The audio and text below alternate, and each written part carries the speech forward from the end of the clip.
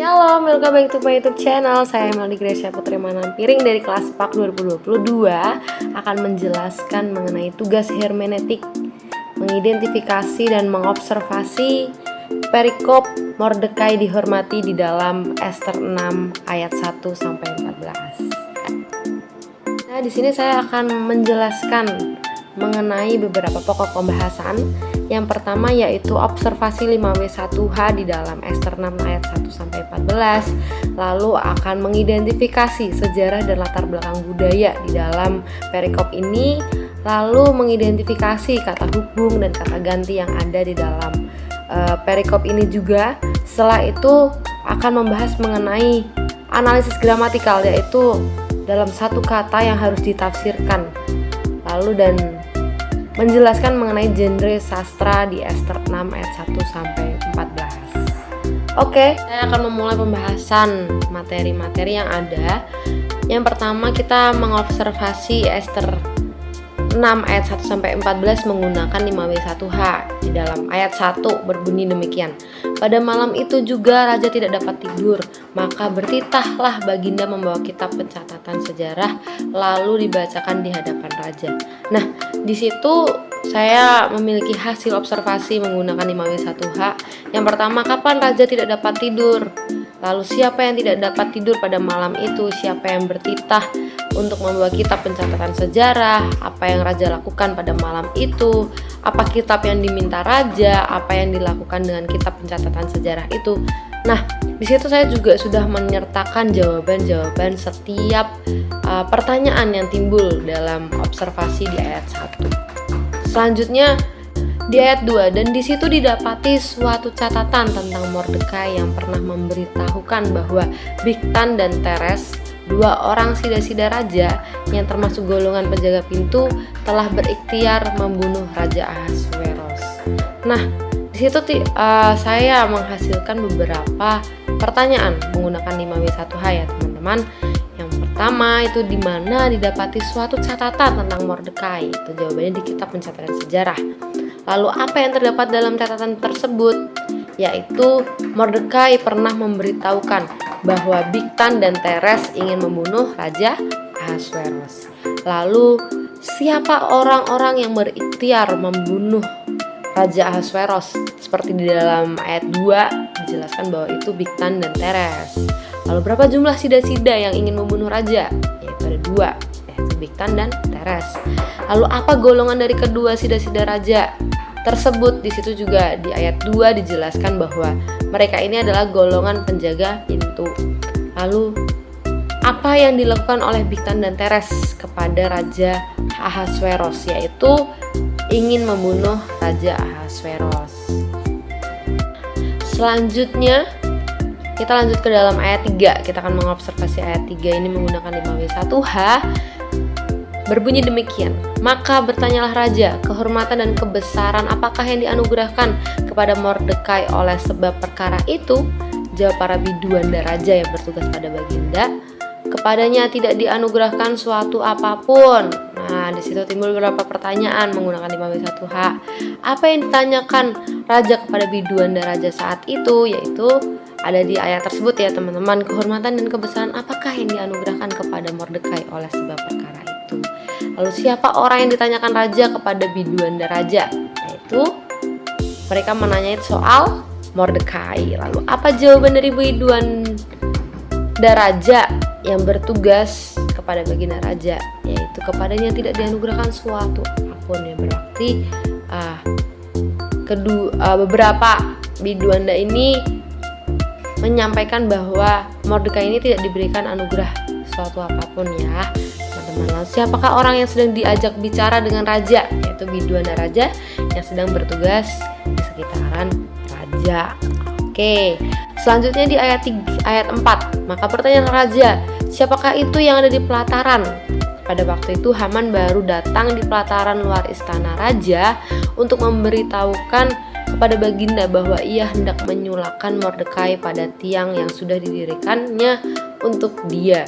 Nah, di situ timbul beberapa pertanyaan juga nih teman-teman, bahwa siapakah yang baru datang di pelataran luar istana raja? Jawabannya adalah Haman. Lalu, apa tujuan Haman datang ke istana raja? Untuk memberitahukan kepada Baginda bahwa ia hendak menyulahkan Mordekai. Lalu, apa yang akan dilakukan Haman kepada Mordekai? Yaitu ingin menyulahkan Mordekai pada tiang yang sudah Haman dirikan. Apa yang didirikan Haman? Haman untuk Mordekai. Nah, itu ada di dalam ayat 4 ya teman-teman, yaitu tiang penyulaan. Lalu siapa yang datang ke istana raja untuk memberitakan bahwa ia hendak menyulahkan Mordekai pada tiang yang sudah didirikannya, yaitu Haman. Itu sudah ada semuanya di dalam ayat 4 ya teman-teman.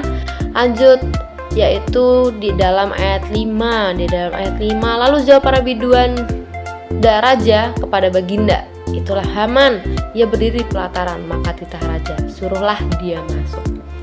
Nah, itu ada beberapa pertanyaan di mana Haman berdiri, yaitu di pelataran. Lalu, apa yang diperintahkan raja kepada biduan raja? Suruhlah Haman masuk. Lalu, siapa yang disuruh raja masuk ke istana? Yaitu Haman.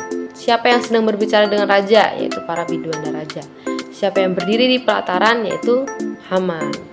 Oke, dalam ayat 6 berbunyi demikian, ayat 6 ya teman-teman, bahwa setelah Haman masuk, bertanyalah raja kepadanya, apakah yang harus dilakukan kepada orang yang raja berkenan menghormatinya?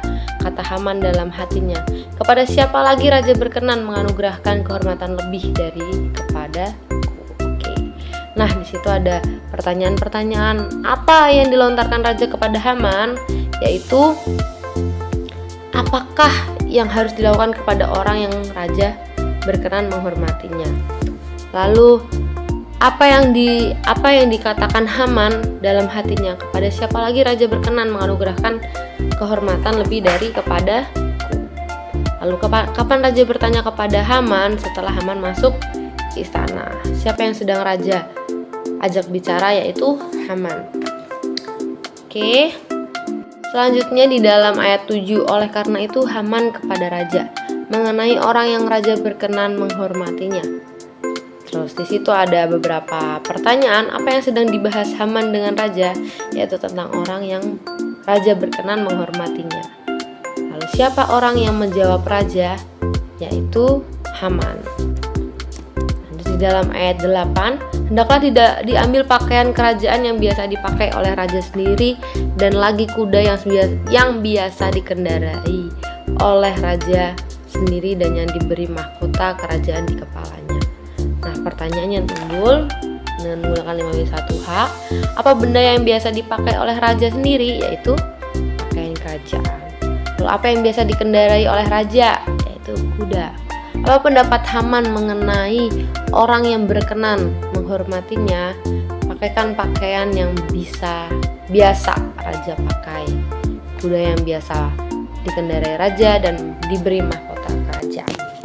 Nah, selanjutnya di ayat 9 berbunyi demikian, dan hendaklah diserahkan pakaian dan kuda itu ke tangan seorang dari antara para pembesar raja, orang-orang bangsawan. Lalu hendaklah pakaian itu dikenakan kepada orang yang raja berkenan menghormatinya. Kemudian hendaklah ia diarak dengan mengendarai kuda itu melalui lapangan kota, sedang orang berseru-seru di hadapannya. Beginilah dilakukan kepada orang yang raja berkenan menghormatinya. Nah, ada beberapa pertanyaan menggunakan 5W1H. Kepada siapa pakaian dan kuda itu diserahkan? Yaitu kepada seorang dari antara para pembesar raja. Siapa yang diarak dengan mengendarai kuda? Yaitu orang yang raja berkenan menghormatinya. Apa yang didapat dari seorang dari antara pembesar raja yang kepadanya raja berkenan menghormatinya? Itu pakaian, kuda, lalu diarak melalui lapangan kota. Nah, selanjutnya ayat 10. Maka titah raja kepada Haman, segera ambillah pakaian dan kuda itu seperti yang kau katakan itu, dan lakukanlah demikian kepada Mordekai orang Yahudi yang duduk di pintu gerbang istana. Sepatah kata pun janganlah kau lalaikan daripada segala yang kau katakan itu. Nah, itu beberapa pertanyaan timbul, yaitu apa titah raja kepada Haman? Yaitu segera ambillah pakaian dan kuda itu seperti yang kau katakan itu, dan lakukanlah demikian kepada Mordekai orang Yahudi yang duduk di pintu gerbang istana. Sepatah kata pun janganlah kau lalaikan daripada segala yang kau katakan itu.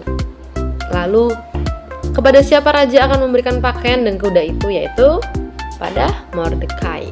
Siapakah Mordekai itu? Orang Yahudi yang duduk di pintu gerbang istana. Di mana Mordekai duduk? Yaitu di pintu gerbang istana. Lalu siapa yang menitahkan segera ambillah pakaian dan kuda itu? Yaitu siapa yang memerintahkan? Itu Raja Ahasuerus.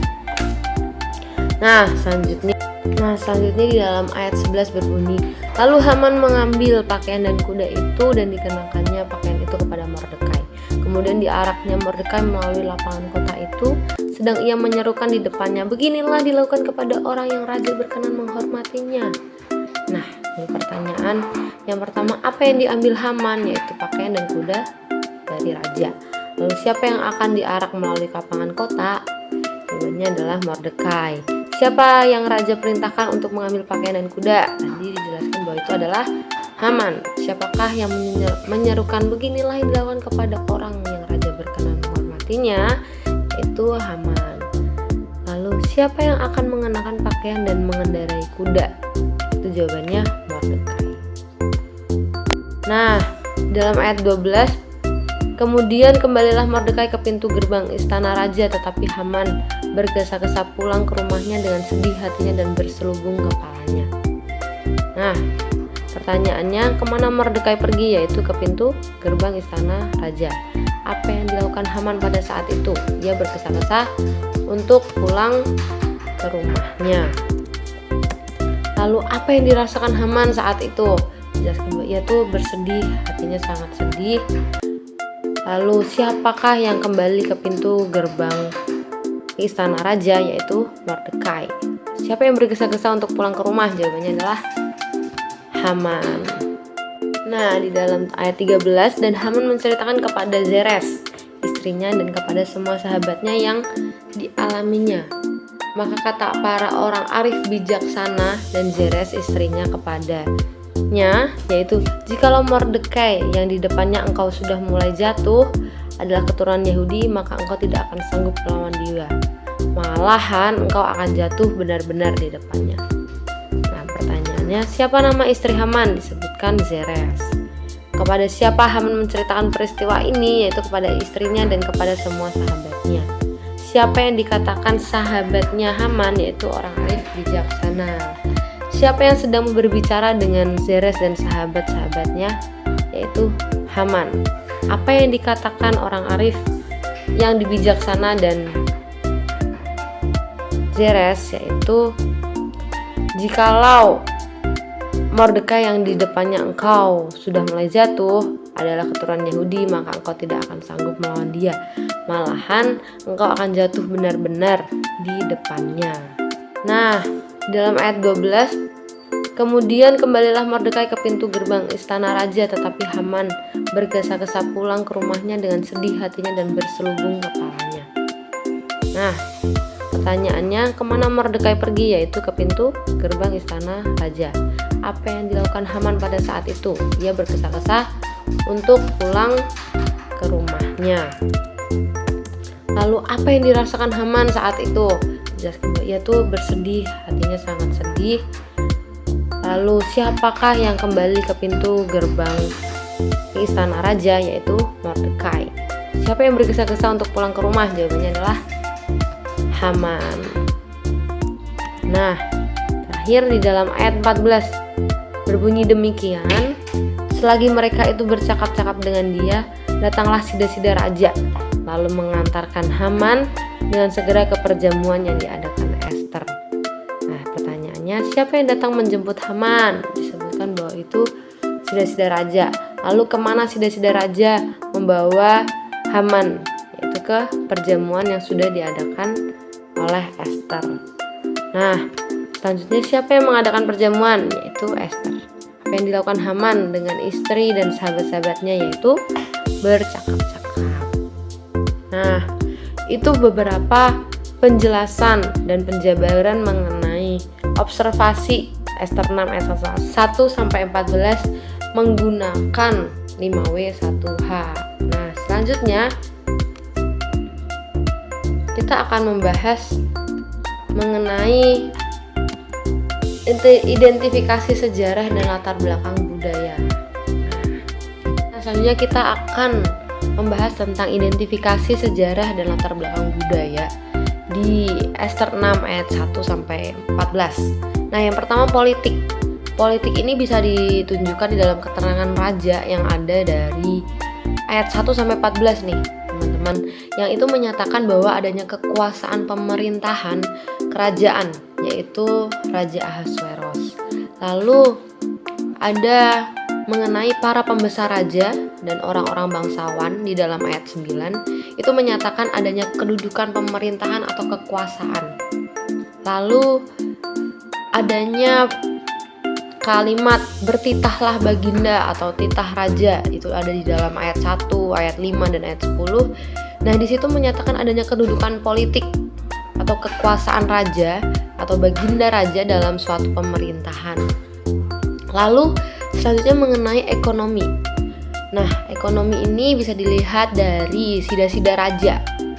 Sida-sida raja, perkataan tentang sida-sida raja di dalam ayat 2 dan 14 itu suatu pekerjaan di istana sebagai pelayan raja, sebagai pegawai raja. Hal itu sama juga dengan biduanda yang ada di ayat 3 sampai 5. Itu juga termasuk dalam suatu pekerjaan pelayan di kerajaan, dan itu menunjukkan suatu usaha untuk memenuhi suatu kebutuhan seperti di dalam dunia ekonomi. Nah, selanjutnya tentang hukum.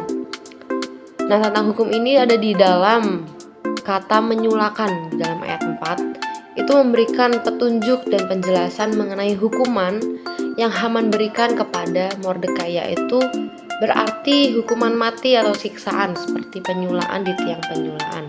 Nah, selanjutnya mengenai pakaian, rumah tangga, dan sosial. Pakaian ini bisa ditunjukkan di dalam ayat 8 dan 10 yang menunjukkan tentang kata pakaian kerajaan. Lalu ada rumah tangga.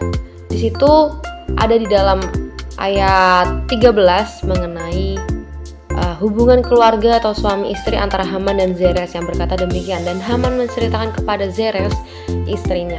Nah, itu menunjukkan adanya latar belakang rumah tangga yang menjadi budaya di Ester 6 ayat 1 sampai 14. Lalu mengenai sosial. Nah, sosial pasti berhubungan dengan komunikasi dan sebagainya. Nah, itu ada tentang percakapan raja dengan para biduan raja di ayat 1 sampai 5, itu menunjukkan adanya bentuk sosial di antara mereka. Lalu ada percakapan antara raja dengan Haman dari ayat 6 sampai 11, itu juga menunjukkan adanya bentuk sosial dalam komunikasi yang mereka lakukan. Lalu ada di dalam perkataan di dalam Alkitab tertulis Haman menceritakan kepada Zeres di ayat 13, itu menunjukkan adanya bentuk sosial juga, yaitu tentang kata menceritakan. Lalu ada mengenai selagi mereka bercakap-cakap dengan dia. Nah, itu juga termasuk dalam bentuk sosial. Nah, itu memberikan penjelasan mengenai kehidupan sosial, kehidupan komunikasi yang ada di Ester 6 ayat 1 sampai 14. Selanjutnya mengenai budaya yang ada di kisah Mordekai dihormati di Ester 6 ayat 1 sampai 14 ini, yaitu yang pertama tentang sida-sida raja yang ada di ayat 2 sampai 14. Nah, itu memberikan keterangan latar belakang budaya, yaitu sida-sida ini berarti pegawai istana, laki-laki yang dikebiri. Nah, raja-raja dan kalangan istana menganggap mereka ini sebagai pelayan yang cocok untuk menjaga dan melayani raja. Lalu mengenai kitab pencatatan sejarah di dalam ayat 1, itu memberikan keterangan kitab pencatatan sejarah yang ada di kerajaan Persia menjadi arsip atau laporan mengenai hal-hal yang terjadi di kerajaan itu. Lalu mengenai budaya tiang penyulaan, ini menjadi budaya penyiksaan atau hukuman mati dengan cara menusukkan batang vertikal yang ujungnya runcing ke dubur korban. Sehingga budaya ini diterapkan oleh Haman kepada Mordekai sebagai bentuk hukuman karena Mordekai tidak menghormati Haman. Nah, selanjutnya kita akan masuk ke dalam pembahasan mengenai identifikasi kita dalam Ester 6 ayat 1 sampai 14 tentang kata ganti, kata hubung, dan sebagainya. Selanjutnya saya akan menjelaskan mengenai identifikasi kata penghubung dan kata ganti di Ester 6 ayat 1 sampai 14. Di ayat 1 nih. Pada malam itu merupakan keterangan waktu ketika Haman sedang mendirikan tiang penyulaan untuk Mordekai. Nah, kata itu ada di perikop sebelumnya.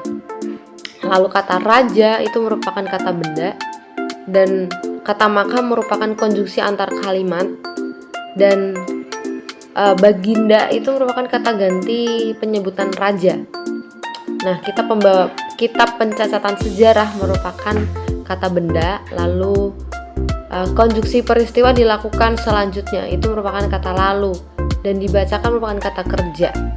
Nah, di ayat 2, dan di situ didapati surat catatan tentang Mordekai yang pernah memberitahukan kepada bahwa Bigtan dan Teres, dua orang sidar raja yang termasuk golongan penjaga pintu, telah berikhtiar membunuh Raja Ahasveros. Kata di situ merupakan keterangan letak. Nah, Mordekai, Bigtan dan Teres itu merupakan kata benda. Memberitahukan itu kata kerja. Dan dua orang sidar raja itu merupakan kata ganti pekerjaan Bigtan dan Teres. Lalu golongan penjaga pintu merupakan keterangan dari latar belakang sidar raja, yaitu Bigtan dan Teres. Dan berikhtiar membunuh itu merupakan kata kerja, dan Raja Ahasveros adalah kata benda. Nah, ayat 3, maka bertanyalah raja, kehormatan dan kebesaran apakah yang dianugerahkan kepada Mordekai oleh sebab perkara itu. Nah, kata maka ini merupakan konjungsi antar kalimat. Lalu Mordekai tadi sudah dijelaskan bahwa Mordekai ini kata benda, dan hal itu ketika disebutkan oleh sebab perkara itu dimaksudkan sebagai keterangan merujuk pada kejadian yang sedang terjadi. Nah, kata selanjutnya, jawab para biduanda raja yang bertugas pada baginda kepadanya tidak dianugerahkan suatu apapun. Nah, bertugas itu merupakan kata kerja, dan kalimat itu merupakan suatu pernyataan. Lalu di ayat 4, kata maka juga masih sama, yaitu konjungsi antar kalimat. Dan siapakah itu yang ada di pelataran? Di pelataran ini menunjukkan suatu keterangan tempat. Nah, lalu kata selanjutnya, pada waktu itu merupakan keterangan waktu. Haman itu merupakan kata benda.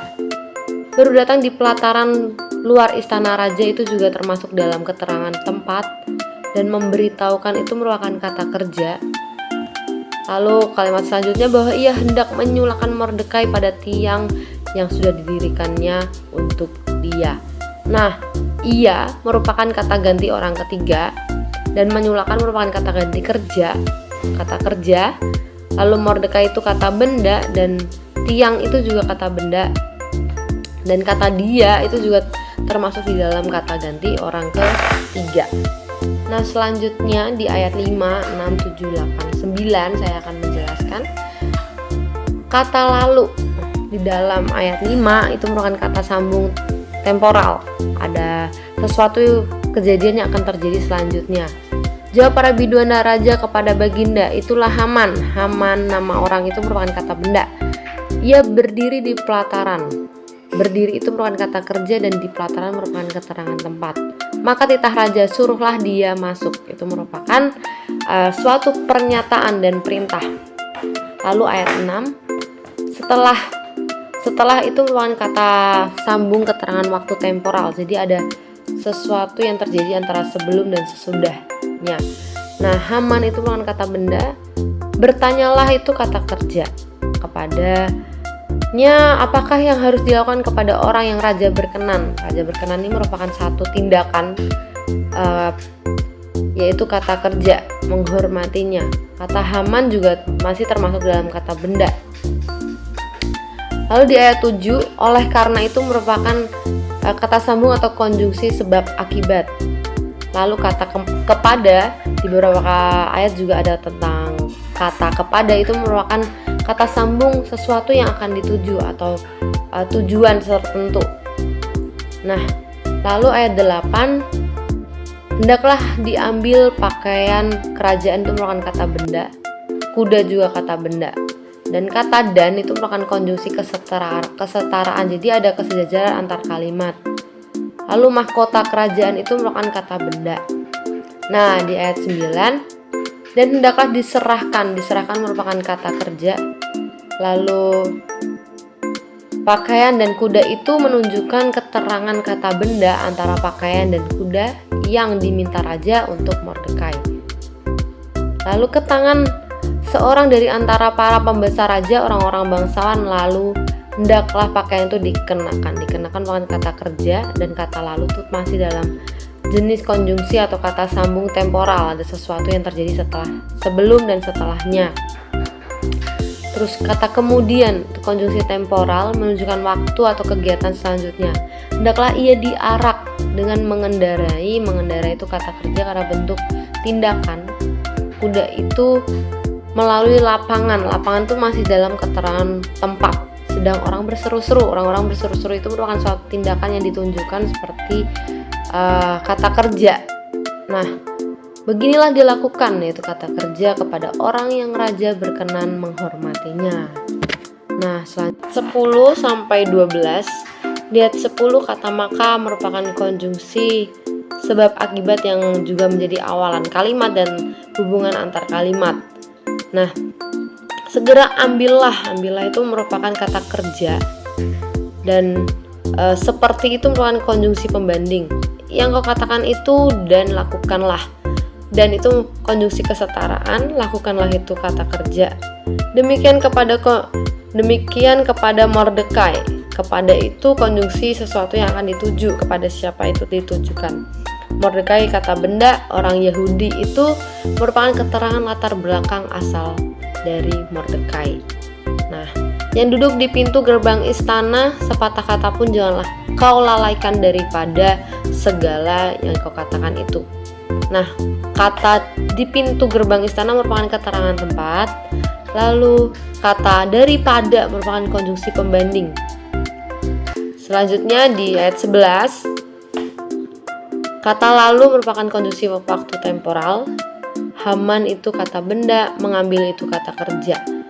Pakaian dan kuda itu merupakan kata benda, dan dikenakannya pakaian itu kepada Mordekai. Kemudian itu konjungsi waktu atau temporal yang akan terjadi selanjutnya. Diaraknya Mordekai melalui lapangan kota itu. Lapangan kota itu menunjukkan keterangan tempat. Nah, sepatah kata pun sedang ia itu merupakan kata ganti orang ketiga. Menyerukan itu kata kerja di depannya. Beginilah dilakukan kepada orang yang raja berkenan menghormatinya. Nah, itu suatu pernyataan. Lalu di ayat 12, kemudian itu konjungsi temporal sudah dijelaskan tadi. Kembalilah Mordekai juga masih dalam kata benda ke pintu gerbang istana raja. Nah, itu merupakan keterangan menunjukkan suatu tempat. Lalu, tetapi itu merupakan konjungsi perbedaan pernyataan antara satu dan lainnya. Nah, bergesa-gesa pulang ke rumahnya dengan sedih hatinya dan berselubung kepalanya. Ke rumahnya itu menunjukkan keterangan tempat, dan keadaan sedih hatinya itu merupakan kata sifat. Oke, selanjutnya saya akan menjelaskan di ayat 13 dan 14. Kata dan itu masih dalam konjungsi kesetaraan. Haman, kata Zeres, Mordekai, Esther itu masih dalam jenis kata benda. Nah, menceritakan itu dalam bentuk kata kerja. Kepada semua sahabatnya apa yang dialaminya, maka konjungsi sebab akibat awalan kalimat. Kata para orang arif bijaksana dan Zeres istrinya kepadanya jikalau itu seperti konjungsi syarat. Mordekai kata benda yang di depannya engkau. Nah, engkau itu merupakan kata ganti orang kedua. Sudah mulai jatuh berarti suatu pernyataan atau kejadian saat itu. Lalu adalah itu merupakan konjungsi definisi atau penjelasan. Keturunan Yahudi itu tadi sama, yaitu keterangan latar belakang. Maka engkau itu kata ganti orang kedua, yaitu tunggal, tidak akan sanggup melawan itu kata kerja. Dia kata ganti orang ketiga, malahan engkau kata ganti orang kedua akan jatuh benar-benar di depannya. Selanjutnya di ayat 14, selagi mereka ini kata ganti orang ketiga jamak karena menunjukkan Zeres dan para orang arif bijaksana. Lalu itu bercakap-cakap itu kata kerja, dengan itu konjungsi cara, dia itu kata ganti orang ketiga tunggal, yaitu yang dimaksud yaitu Haman. Datanglah sida-sida raja, lalu yaitu konjungsi temporal, mengantarkan itu kata kerja, Haman kata benda, dengan segera ke perjamuan yang diadakan oleh Ester. Ester ini kata benda. Nah, itu berikut itu hasil identifikasi kata penghubung dan kata ganti di Ester 6 ayat 1 sampai 14. Selanjutnya saya akan menjelaskan mengenai analisis gramatikal Ester 6 ayat 1 sampai 14, dan saya memilih satu kata yang penting untuk ditafsirkan, yaitu saya memilih kata sedih yang berada dalam pasal 6 ayat 12. Kata sedih ini memiliki makna figuratif, yaitu menurut KBBI sedih adalah merasa sangat pilu dalam hati, susah hati, duka, pilu. Nah, dalam beberapa terjemahan Alkitab, saya memberikan beberapa terjemahan Alkitab seperti terjemahan baru, sedih.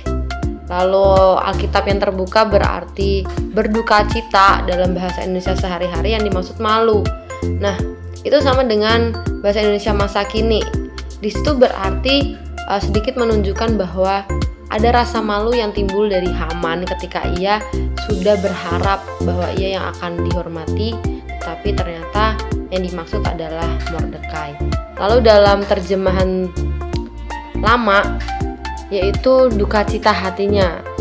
Lalu di dalam terjemahan King James Version, kata sedih yaitu mourning, MOURNING. Nah, itu berarti berkabung sedih hatinya.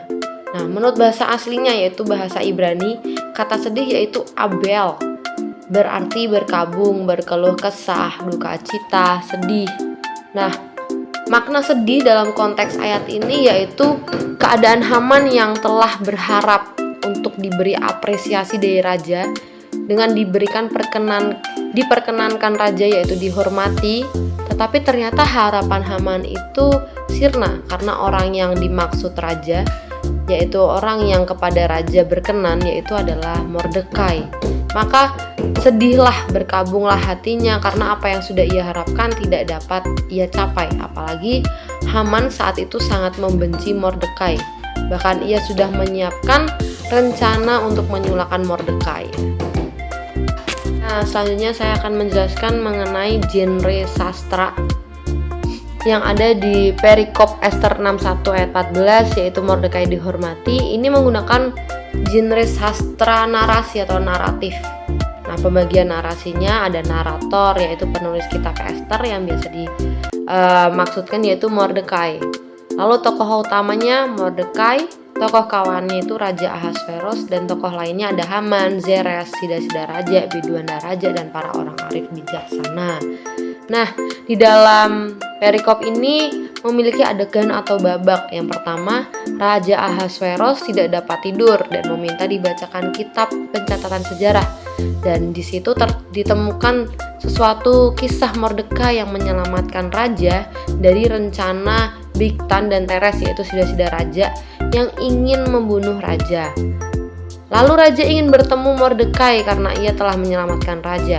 Pada saat itu, raja bertanya kepada Haman yang tepat sekali datang ke istananya. Raja bertanya apa yang harus dilakukan kepada orang yang raja berkenan memberikan kehormatan. Saat itu Haman menduga-duga bahwa dialah yang raja maksud. Lalu Haman memberikan saran, yaitu raja memberikan pakaian kuda yang biasa raja pakai. Lalu pakaian itu dikenakan kepada orang yang raja berkenan menghormatinya, dan kemudian hendaklah raja hendaklah orang yang raja berkenan itu diarak dengan mengendarai kuda itu melalui lapangan kota, sedang orang berseru-seru di depannya. Lalu raja menyetujui saran itu, dan ia memerintahkan Haman untuk melakukan hal itu kepada Mordekai, sehingga Mordekai dihormati.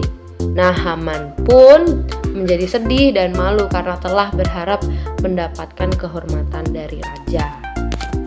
Oke, sekian penjelasan mengenai observasi, identifikasi di dalam Ester 6 ayat 1 sampai 14 mengenai Mordekai yang dihormati. Nah, sekian penjelasan tugas akhir hermeneutik semester 3 dari Melody Gracia Putri Manampiring kelas PAK 2022. Saya ucapkan terima kasih dan Tuhan Yesus memberkati. Shalom.